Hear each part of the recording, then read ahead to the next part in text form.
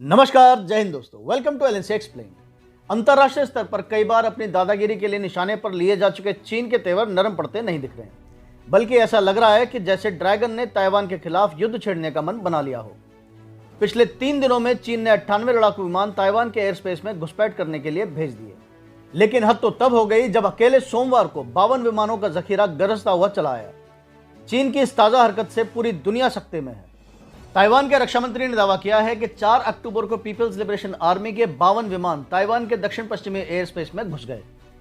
इनमें से 34 J-16, 2 Su-30, 2 Y-8 ASW और 2 KJ-500 AEW&C विमान थे, जबकि परमाणु क्षमता से लैस 12 H-6 विमान भी थे।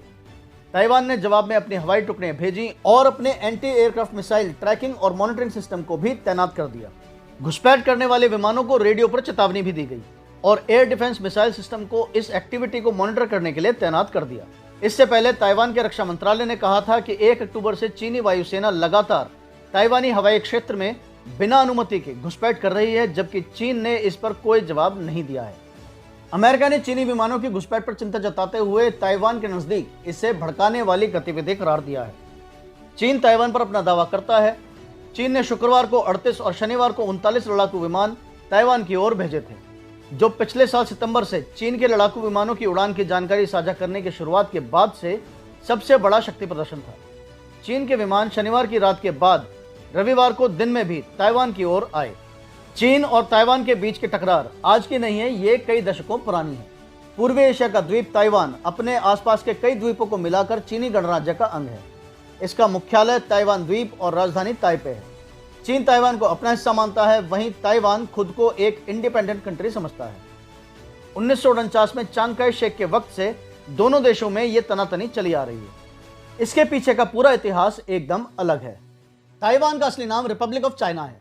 इसकी सांस्कृतिक पहचान चीन से काफी अलग और बेहद मजबूत है। वहीं चीन का नाम पीपल्स रिपब्लिक ऑफ चाइना है।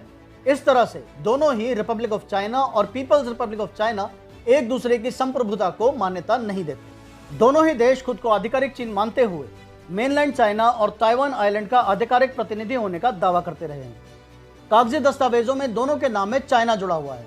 वहीं व्यवहारिक तौर पर ताइवान आइलैंड 1950 से ही स्वतंत्र रहा है, मगर चीन इसे अपना विद्रोही राज्य मानता है। ताइवान अपने को आज भी स्वतंत्र और संप्रभु राष्ट्र मानता है, लेकिन ड्रैगन यानी चीन की शुरुआत से ही ये राय रही है कि ताइवान को चीन में शामिल होना चाहिए। वो इसे अपने में मिलाने के लिए बल प्रयोग को भी गलत नहीं ठहराता है। इस विवाद को समझने के लिए हमें इतिहास के पन्नों में झांकना होगा। चीन में साल 1644 में चिंग डायनेस्टी सत्ता में आई और उसने चीन का एकीकरण किया। साल 1895 में चिंग ने ताइवान आइलैंड को जापानी साम्राज्य को सौंप दिया, मगर 1911 में चिन्हाई क्रांति हुई, जिसमें चिंग वंश को सत्ता से हटना पड़ा। इसके बाद चीन में कॉमिंगतांग की सरकार बनी और तब जितने भी इलाके चिंग राजवंश के अधीन थे वो कॉमिंगतांग सरकार को मिल गए। कॉमिंगतांग सरकार ने ही चीन का आधिकारिक नाम रिपब्लिक ऑफ चाइना किया था। इतिहास के अनुसार चीन और ताइवान की राड़ साल 1949 में शुरू हुई थी।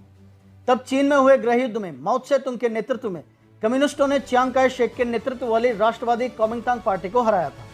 वहीं चीन में सत्ता में आ चुके कम्युनिस्टों की नौसेना की ताकत न के बराबर थी। यही कारण था कि माओ की सेना समंदर पार करके ताइवान पर नियंत्रण नहीं कर सकी। ताइवान के लिए 1971 के बाद से चीजें बदलने लगी।